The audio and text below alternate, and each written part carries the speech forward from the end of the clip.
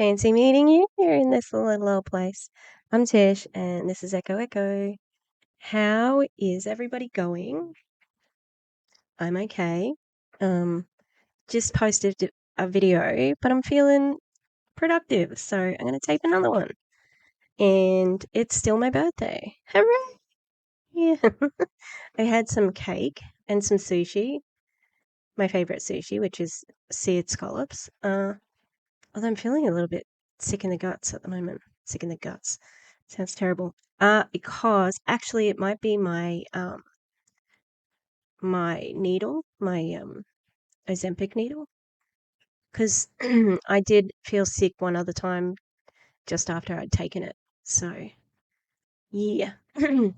So check out my video, Coach Sabrina's Live. And this video here is going to be checking back in on another couple of ladies who are at the same company, iGenius, checking in on Coach Sayna and Afnan Khalilfa, who have still been going gangbusters with their podcast called Hate to Say It. I haven't listened in a while or even really been looking on their socials, so be interested to see if they have managed to weave in the network marketing stuff.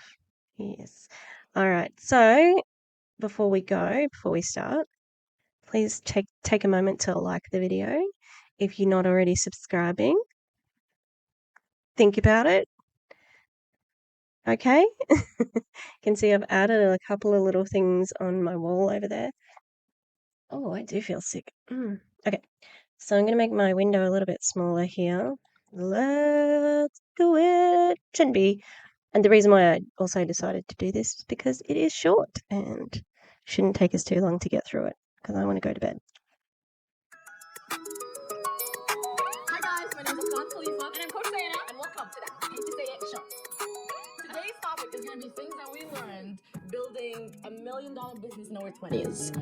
We're going to be mentioning a lot of lessons that we have a list here because there's a lot. And this is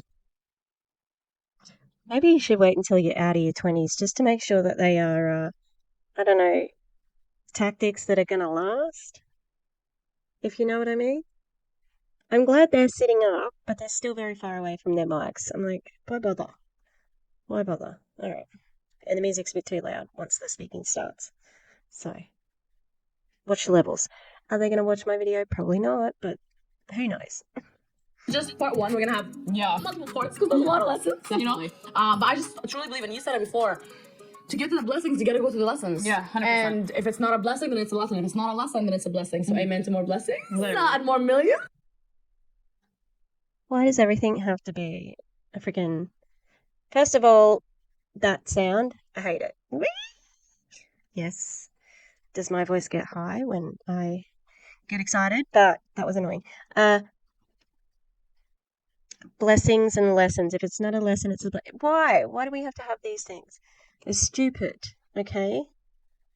If it's not a blessing, like, I would say, go into the bathroom, It's not a blessing, but it's not a lesson either. It's just something that happens. And more money. So cute. Okay, well, I think the way that I'll start off is that the biggest sacrifice I had to make, and it seems like a big sacrifice at that age, is I had to sacrifice a lot of the things that a typical 20-year-old is doing, aka a lot of time with friends and a lot of time with family. Yeah. I actually used to be someone who I loved partying. I still love to party. Like, I like a good party. But when was the last time you partied? I can't even remember. Exactly. No, this girl does not party. We just talk about it. Can we go dance? I like dancing. Can we go dancing? Yeah, we can go dancing. Yeah. But like, I used to go like super club, like club rat. I was always in the clubs, drinking every single weekend. And again, I'll have a few drinks here and there, but I just had to give that up when I started to build the business because I was like, okay, like I cannot. It's okay. It's not the thought of drinking because some people will be like, you're only drinking for a couple of hours. No, the next day is a full recovery day. I cannot be giving up an entire day. Preach, honestly. Preach that, okay? Because that's how I feel about hangovers now. Like, there's no way that I'm going to drink and then waste my next day as well. Being sick? Oh, no thank you. But also, I feel like part of the reason why you give up the party life is because you can't freaking afford it anymore, to be recovering from alcohol in my system from the next day. So no, it's not just the people who are like, no, you can go and drink for a couple hours and then you're good. No. And then obviously the second big one was family, which I know we can both really relate to. I really had to sacrifice that. Sacrifice time with family, right? Oh yeah. I had to. I feel like now obviously I have more time with my family after I've accomplished some type of financial freedom. But in the beginning I was like, but you know what's really cool with this? I had the conversation with them. Like it wasn't like, oh, I'm cutting y'all off. No, I'm like, listen, for the next 6 months to a year to 2 years, I'm gonna focus on me, my business. Is that okay? And then you talked about it before, like. That's interesting because, like there's no reason why I'm watching this. All I thought was, I feel like making a video. I know the ladies have been making podcast episodes. I'll check in on them because just checking in on Sabrina. And this is what Jasmine was talking about, how she had to have a conversation with her family about committing time to this business. It's like, I can't see you. But once I've buckled down for this time, then we'll be able to catch up.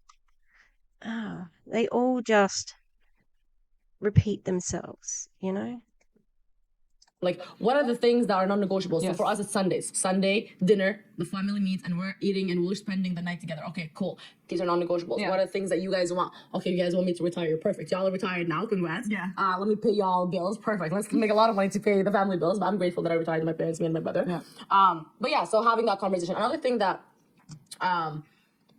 I learned in my 20s that I'm still am is being okay with like being uncomfortable.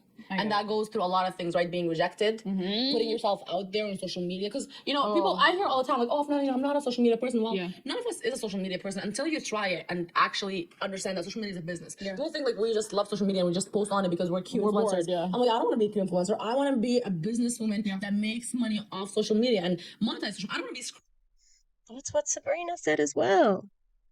Sabrina said, I'm not an influencer. I'm an entrepreneur. Maybe they watched this podcast and then they have done a training using it. Oh, my belly. I feel so sick. Crawling for free. So really just getting uncomfortable, being okay with getting rejected. Yeah.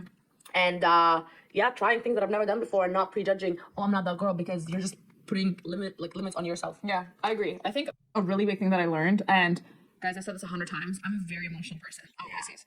I'm a Pisces, but I'm very, very emotional. My instinctual reaction to everything that happens in my life is an emotional response. Yeah. 99.99% of the time, whether it be with my friends, family. Congrats. You're a human. I think that applies to nearly every single person because emotions are a default state. Do you mean like strong emotions? I'm sure that's what she means, but the way she's describing it is a little odd. Family relationships. When you are building a business in your 20s, that emotional intelligence needs to be on check. Like the reactions that you have to what happens in your business cannot be emotional reactions. They have to be logical. You have to put your emotions on the side. So I had to really learn that because I made a lot of emotional reactions, especially when I first started. Like if something set me off, you would know. I wear my emotions on my face and on my sleeve. Like you would know it right away. I had no way of conducting myself like at all. And it's not professional. It's not the right way to go. But I've learned. So the emotional intelligence, which I think as a 20-year-old, your hormones are already all over the place. You're already a super emotional person. You're already going through the trials and tribulations of life. So I'm not saying don't be emotional because God knows I'm very emotional. But when it came to business, I had to learn how to be intelligent with that. That to me sounds like that they're going to be very cold in business, which, checks out. They obviously need to keep some things to themselves. But I don't know, it's more human to have that human emotion. And that's why people gravitate to Sabrina, because she, even if it's an act, she does seem like she's, like fun and joking and fun to be around. But it could be her taking on these people's advice where it's like, we'll go and sell, put on a pretty dress and da-da-da-da. So, That's big. And I feel like we're still learning and we're still evolving, but came a long way. I would snap in 2 seconds. I'm like, oh, don't say that to me. But I'm like, now, you know what? Just trying to understand where the person is coming from. Yeah. Another big thing is being okay with being judged. We get judged a lot. It's fine to have a reaction, That's okay. It's okay to react to things. And you are absolutely fine with being judged. You don't care. Well, you don't seem to care. But Mm. A lot for, you know, the industry. First of all, being Middle Eastern, we get judged. Number one. Being a female, a woman, you get judged. Being loud on social media and opinionated. Number 3. Making a lot of money as a woman. Number 4. And the list go on. It goes on. Especially in our industry too. Yeah. People don't understand what. Yeah. And what? Like, it's the same as before. If you're a human, that's what happens. Like, people do that to people. And it might not be fair, but it happens. What network marketing is, they think it's just recruiting, whatever. They don't understand, you know, sometimes a good service and product, you need to be recruited. Like I tell people all the time, thank God I was recruited because I'm making now millions. Yeah. Investing and trading Mm-hmm. into the company that we're with. No, that's not where you got your money from. You were recruited by your brother and put into a pretty good spot. However, you make money from having a team, from your team. Your team is big, so that's why you're making money, not for any other reason. Oh, well, you know, like she may have NFTs and crypto and stuff that she does actually use and trade now because she does have enough money to do that. But when she first started, that wouldn't have been the case, you know.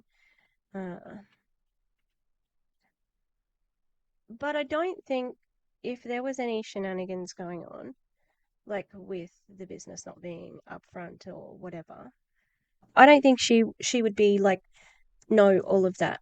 I think Rakan does. I think Rakan knows that the scamminess of like the Daisy AI and all that sort of stuff. I don't think she's that far in. You know, I know that she obviously sees us that she has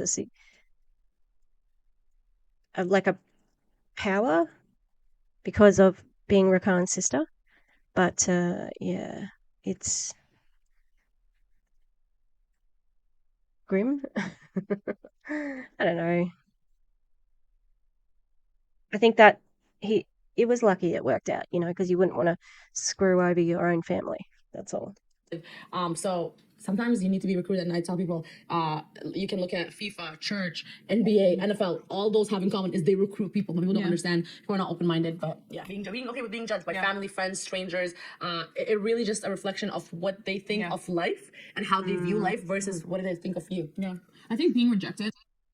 Okay, yeah, that might be the case, but not with network marketing. You're getting judged because of how you earn your money, not because of anything else. Okay, the spamming on Facebook, the hey hun messages, the poor quality products, all of that stuff adds to the stigma of MLMs. Not to mention the reps themselves. Yeah, so that's why that's a problem. Especially by friends and family. This can also tie into having to cut people off. I had to cut some people off. Anyone who knows me knows. Outside of my friends that I have in this business who really have turned into family, I have maybe 2 people that I will say those are the closest to me. 2 that are left. Yeah. I never thought I would say that. And I lost a really, really close friend that I had to my heart. Oh, like one? Like me one, too. I was best friends with a girl. Yeah. One that was like, she knew my family, I knew her. Yeah, like, me too. So I consider her like a sister. And I'll tell you guys what it was. And this might hurt a little bit because you'd be like, oh, she talked shit about you, then of course cut her off. She actually never talked shit about me or any of that. Yeah. What I noticed, and call me crazy, but this is what happens when you are building a business in your 20s. You have to protect your business at all costs and yourself and your peace. So what I noticed was she liked something on social media that was very negative specifically towards our team. So you have to be positive about the company, about being in an MLM. God. Okay. Oh. And I saw her name in the likes, and then I hadn't talked to her in a couple of days, and immediately I was like, there's no ifs, ands, or buts. Like, if you don't have to support what I'm doing 110%, but you absolutely have to respect it. And if you don't respect it, I cannot have you around. Liking a comment that's digging at what I'm doing in this is a blatant, like, F you. So I had to cut her off after that, which was... You have to support. You have to support. That, like, you can't have any dissenting views. Like, you have to support each other. I mean, shouldn't you be able to hold your friends at a higher sort of code of conduct? I don't know. Oh, I mean, I don't really like how Sayna conducts herself on social media.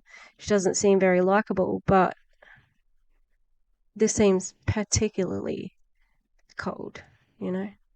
hard, but again, protecting your peace around what you have, you have to have people respect. Bare minimum is respect. Yeah, don't support, just respect. Just respect what I'm doing. Yeah. So that was hard for me. Wow. You know what? Well, I had to kind of drift. We didn't cut each other off. I feel like we just drifted and grew apart. Yeah. One girl that I was really close to, and we were technically also sisters. When I started, I was like, The name of this podcast is How to Overcome Obstacles While Building $1 Million Business in Your 20s. I haven't heard any of that yet. I told her about it, and she was like, "Oh, it's not for me." But then while I was doing it, we were cool. She would say things like, "Oh, I just always saw you more like as a girl in fashion. Like what you're doing right now is more people for people that are like broke and they don't know what to do with their life." I'm like, I'm broke and I don't know what to do with my life, and so are you. So I don't know what you're talking about. She had a rich dad, so she never really had to work. Yeah. A lot. She was working like just for fun. But as soon as she said that, I'm like, again, back to respect. It's like, Yeah. you know, I don't want this energy in my life, so we're just gonna drift apart. But yeah, we haven't talked since then. Yeah. I don't know, that just seems fairly fickle, in my opinion. And the story is to get you into network marketing anyway, so it doesn't matter. And it's not even no hate she to moved them. to It's another like, country. well, that's what happens. It's not even any hate towards them. It's just like, No, you don't respect what I love do. her. She's Yeah. an amazing girl, but if you don't, and most people do that when they don't understand. Exactly. And you don't have to understand, just respect it. But that's how you know some of the realest people in your life. Because some of my friends genuinely didn't understand what I was still doing. supported. But they still supported it. And they were like, hey, if they literally said to me, if this is what you want to do and what makes you happy, Yeah. like, you have our support. Wow. That sucks, because if they realized what it was actually doing and exploiting people, they might say something different.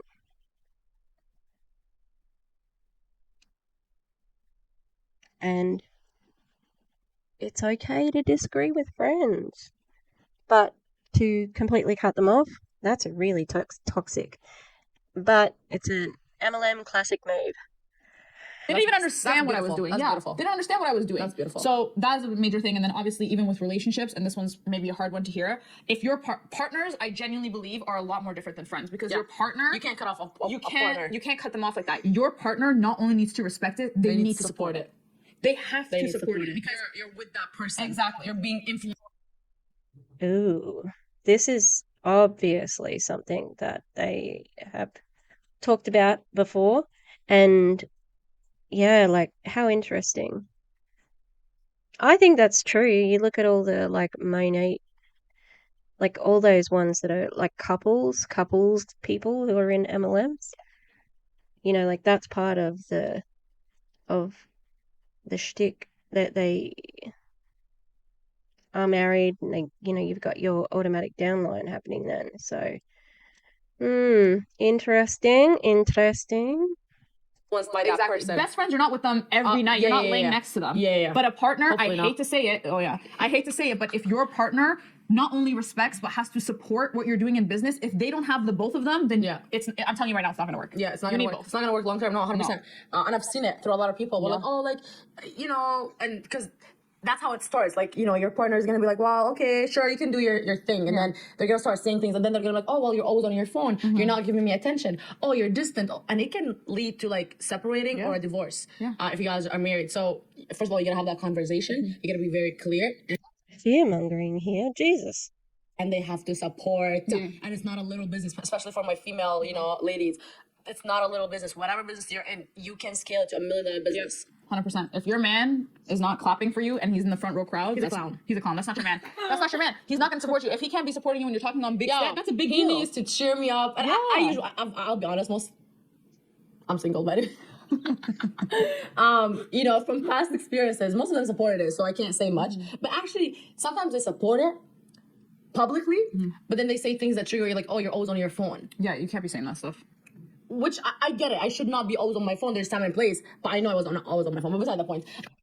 Yeah, that's okay. Like, Sayna, are you kidding me? You want free reign to be on your phone? Like, if you're neglecting your partner, yeah, I would speak up as a person who was, you know, in that relationship, because you're in a relationship together. Like, duh. That sounds, I don't know, it's, I've heard Sayna talk before, and, you know, she talks about being an only child, so she really is used to getting her own way, and that's not me saying that. That's her sort of, she's said as much when she's done, you know, like when she's talked about her story. So, yeah, if you are spending all your time on the phone and you have a partner, I think that's fair enough to say, hey, you spend too much time on your phone. Like, that is okay to talk about, you know? Another point that really helped me make millions in my 20s is reading. Yeah. I hate to say this, guys. I don't care if you hate reading. I don't care if you're not a reader. You need to read. You need to listen to podcasts, educate yourself. What? What are we reading though? Afnan, what are we reading? Because it sure as hell isn't going to change your life if you're reading Jackie Collins, okay? Or Stephen King, bless him, bless Stephen King. Love Stephen King novels from back in the day, okay? Yeah, there may be books that change your life. Like, I would say a seminal book in my, like, early years, well, you know, like as an adult, is On the Road by Jack Kerouac. Oh my God, that reading that book was like a religious experience. It was just magic. But can I do anything with it? No. It's just for pleasure. You know, it's a novel for pleasure, and that's okay. That's okay. All right. Take courses, and I know we'll talk about it a lot, but read. Yeah. And apply. Read, apply, learn, apply, take notes, apply. I think that right away. That's true. I think reading is definitely a big one. Yeah. Another one that I would definitely recommend, and Reading is fundamental, everybody. If you know, you know. this is coming from an extra introvert. I used to be very introverted. I hated talking to people unless I absolutely had to, and I'm on my last breathing straw. Networking is 100%. genuinely key. Listen to me, ladies. 100%. I know that sometimes you might think you're being judged. I know sometimes you might think you're being cringy. Oh my God, who does she think she's coming up to me? I promise you, there will be people who will think that, period. But those are not the people you want to have in your life anyways. The people who will actually be able to help you in business and be able to help you elevate are the ones that will look at you approaching them and being more friendly with them as well. Like, this is a networking experience. That's who you actually want in your corner. So 100%. network with people. Be the first to say hello. Be the first to put yourself in different rooms that might not make you the most comfortable. Like, I'm definitely always intimidated to be in rooms, 100%. Get to know people. Like, you don't know whose hand you could shake that could literally introduce you to the next $1 million. You literally have no idea. And the craziest thing is, a lot of people who are incredibly well off in business right now, because they're doing amazing, because they have everything that they've achieved, they're actually just waiting to see who they can build a genuine connection with to help out. There are so many people who are literally willing to help you as long as they're like, okay, you're a dope person and you're kind of doing the same thing. That's so true. They're not trying to take too much from you. Where? How do you find these people? What? And also, like, you're only talking about it from your point of view as a network marketer, where, like, other people with, say, like an online store or whatever, you can have an Etsy store and do all of your trading through that and never actually have to talk to a human. You could happily continue selling your hand-painted spatulas and then sell them. Done. And you can still be, that's entrepreneurial. Entrepreneurial. God damn it. It's only been a couple of days of school and my brain's already broken. God. I think like successful people are evil, and it's like no, like they really want to bring people up for all of them to make money and start traveling, having the dope experiences, because money's not a problem. It's just a matter of more people making money to actually have those experiences. Exactly. And I've seen it with my friends. 100%. Entrepreneurs want other entrepreneur friends. 100%. 100%. They do. Another thing that I really recommend is collaboration over competition. 100%. Right? If you have anyone in Oh, okay. How interesting. Because I was watching Erin Bees' live with, not with anyone, sorry, where she was watching a video by John Melton and this other guy who looks familiar. I think he might have been involved with Dave Hollis. But this is what they were saying. Those two dudes. Oh, you have to collaborate. It's also incestuous, and like everybody knows everybody and they're all using the same things. over and over and over and over again, and blah. Your industry, try collaborating, having an abundance mindset. And I had to work on that, I'll be honest with you. Having an abundance mindset, right? Not everyone is for you, and that's okay. Yeah. Like trying to limit everyone that's around you to be like, okay, we're not gonna talk to anyone because we're just only together, and I don't want them, just that. Even like social media, like tagging people and so on and so forth. Yeah, I know. Have an abundant mindset where it's like, what's for me is always gonna come from me. That's true. And I want to collaborate with people because if they get good stuff, I'm gonna get good stuff too. And that was the point that Aaron had made. Like, you get to expose, if you collaborate, you expose each other to each other's audience. Like, what was the word? Yeah, again, it's like, this is recycled knowledge. So it's not revolutionary at all. They're not taking off my plate, and understanding that they're not taking off my plate is a huge thing, because most people think if the person is winning, it means that I'm not winning, and that's not true, because there is enough wins in this world for everyone. So one thing I want to say, collaboration is a big one. Yeah. And I think that the biggest reason why in your 20s you actually want to collaborate with others is because it can feel really lonely sometimes. You're not doing what a typical 20-year-old is doing. 100%. And you need to felt found. You need to have someone who can say, I know exactly what you're going through because I'm doing the same thing. Yeah. We're in this together and we're going to be okay. And this is why it sometimes pays off to collaborate with people, because they will be able to be that shoulder or that hand that holds on to you, which is why I love network marketing, because you're literally never alone. Yeah. But I still collaborating with the network marketing too. So that kind of takes me to the point of like, it's gonna get lonely, and expect it. And I've seen something, I literally saw it on like Love and Hip Hop once, but it's okay to not be okay. Yeah, obviously. But also, this type of thing can be in other industries as well. It doesn't just have to be network marketing.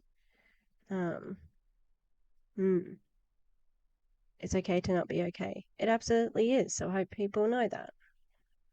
There's gonna be times when you're gonna not feel okay, and you're gonna be like, I don't know what the hell I'm doing. This business is going crazy for me. I don't know if I'm gonna make it. That's normal to think like that. You're not gonna be 24/7 every hour of the day like, I'm a genius. Like, I have it all figured out. But normalize that, okay, pain is not necessarily a bad thing. You shouldn't be doing that anyway. I don't think that it's something that people think about when they're thinking about network marketing. It's like, I think these people who are at the top are constantly chasing their tails, so that can cause anxiety. But to say it like that, I don't think is productive. I don't know. Maybe that makes no sense. Maybe my brain is scrambled. Suffering is not necessarily a bad thing. I don't know why it's linked to such a bad emotion. Yeah. But you're gonna suffer and be in pain. That's fine. Yeah. What else do we suffer and go through pain that comes out beautiful? When your new teeth grow in, from baby teeth fall out, adult teeth grow in, they're much nicer. It's really painful, but guess what comes out? When you're working out at the gym, it's really, really painful. Who the hell like, we're sociopaths. We put ourselves through pain. Why do we do it? Because we know the muscles that come out after are way nicer. It's the same thing in business. So if you are building a business right now, and this is definitely what I learned, a lot of the pain that I went through, as painful as it was, I'm happy that it's fine. It's normal. You're gonna go through it. Yeah. No, not everybody's going to go through it, because statistically, less than 1% of people are like going to fail. A couple of words am I trying to say? I'm sorry. No, 100%. Another thing, we kind of touched base on it, but these guys are like, feel like they seem like they are just waiting for the other one to stop talking. They're not really conversing, work-life balance. Like, no, you're gonna have to really, like, I get it, sacrifice friends and family time, clubbing and so on and so forth, but really, like, even just the small things, and investing into your business versus spending it on Starbucks or spending it on shopping, like, really, your company costs, you have to pretty much put up $2,500 to start. That's not a Starbucks order. That's a lot more than putting your Starbucks money to the side. Work-life balance, especially in the beginning, right? And some seasons you're gonna have really busy seasons where you're gonna grind your butt off, and other seasons are gonna be more chill, and you're gonna be okay with both seasons, because some seasons are more for growing, some seasons are more for executing. So you gotta understand the difference between the seasons and what season you're in, and what season does your business need right now. Yeah, that's true. Because there are seasons to business. I love that. Guys, let us know if you actually want a part two. I feel like there's going to be a part two to this. I know. There's so much. Like, we There's thought so of much. these on the top of our heads. Yeah. But if I actually sit down, because I journal a lot, and I look back, I'm going to be like, I missed like 7 million points. But make sure that you guys comment down below any lessons that you've really learned if you're building a business. And let us know maybe if you're going through something right now in business that you're like, I don't know if this is a lesson for me right now. Like, I don't know what the takeaway from this is. This is the circumstance. We'll help you guys out with that and let you guys know in the comments, like, if we've dealt with something similar, because I feel like we've gone through so much. Yeah. There's not one thing I feel like I haven't been like, yeah, I've gone through that. I know. So make sure that you guys do that. And I feel like we've been through so much in the past 2 years. And there's more to come. That I've grown so much. And There's more to come. And I can't even take it all in. But we're definitely more to come. But anyways, you guys, make sure that you guys share this, tag 2 friends, and repost on Instagram, and tag I Hate to Say It Show on Instagram. All of our socials will be down below. And of course, every single week we do $100 worth of Bitcoin giveaway. So just enter for that by reposting, and we can repost you as well on our pages. But let us know, guys, the stories that you've had that were lessons, blessings. Let us know if you guys want part 2, part 3, part 4. Yeah. And until then, stay millionaire and stay rich. God damn, that was loud. Stay a millionaire and stay rich. Okay. I think probably the most interesting thing about this is how they have managed to keep this sort of neutral to network marketing. So you wouldn't realize that they were network marketers, you know? That's smart. I did put a little bait out for Afnan a while back saying, like, oh, I saw your podcast and I'm wondering, you were talking about doing some NFTs and what's that all that about, but she never replied. So maybe I'll put another video or another comment and say, hey, I saw your podcast and what do you guys do to earn money? I want to know, because you said you were a millionaire and I want to be a millionaire. So freaking bad. Yeah, so it wasn't as harmful as I thought it was going to be. I don't think they're kind of boring and weird sound. But otherwise, it's not too bad. It's just a shame that they're in an MLM, But it was interesting to hear those points that I've heard in WFAB, because they're not original bitches either. They'll steal something from people. Oh, yes, they will. All right. Gonna leave it there. Thanks for this little quick one. And I'm gonna go to bed, even though I still feel sick. But yeah, that's it. Are you ready? Are you ready? I do. That was a fake sneeze. God, why do I feel so sick? All right, I'll see you next time.